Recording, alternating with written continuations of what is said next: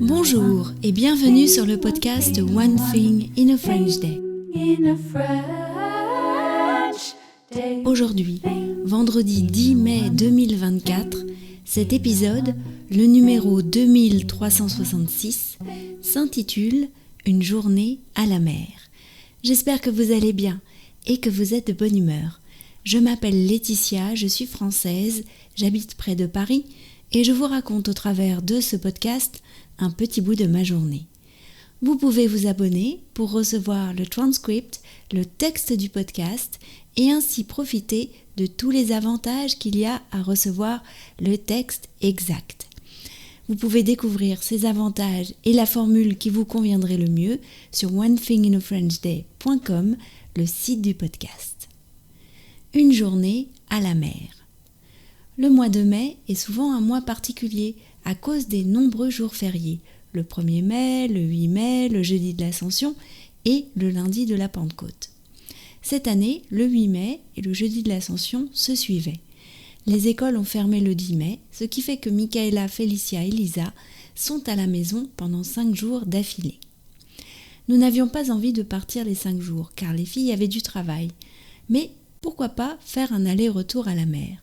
La mer n'est qu'à 2 heures de route de Paris. Le soleil était de la partie et nos amis Alice et Toby aussi. Bonjour Alice. Bonjour Laetitia. Bonjour les auditeurs. Bonjour les auditeurs. Alice et moi sommes assises au soleil à l'extérieur. Nous sommes en Normandie. Nous sommes partis pour la journée, passer une journée au bord de la mer. Bon, nous sommes à Trouville, donc en Normandie, dans le Calvados. C'est l'Ascension, donc on a profité du jour férié pour faire ce petit voyage, donc avec Pietro, Toby, le mari d'Alice, et Lisa, qui nous a accompagnés. On les a laissés quelques instants sur la plage pour faire ce petit enregistrement et faire une petite balade. Ce matin, nous ne sommes pas allés directement en Normandie, on a fait d'abord un arrêt à Giverny, la ville où Claude Monet avait sa maison, qu'on a regardé de l'extérieur. Qu'est-ce que tu as pensé de Giverny, Alice ? J'ai adoré Giverny. C'est vrai qu'on n'a pas passé très longtemps là-bas, mais c'était assez de temps pour respirer de l'air frais, ce qui m'a fait énormément de bien. Et moi, j'ai vu qu'il y avait pas mal de touristes. Ils ont tous choisi aujourd'hui pour aller regarder la maison de Claude Monet et son jardin. Donc, ce qui m'a impressionné le plus, c'était peut-être la file d'attente qui était de peut-être plus de 100 mètres de longueur.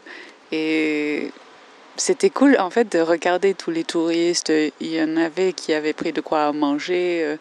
Il y en avait qui s'est habillé de façon très artistique et tout. Donc, on a pu quand même regarder des œuvres d'art si, si on change la façon de penser. Et puis, on est allé dans la voiture encore et on a fait encore à peu près 1h30 quand même pour ensuite arriver à Trouville. Il n'y a pas beaucoup de trous.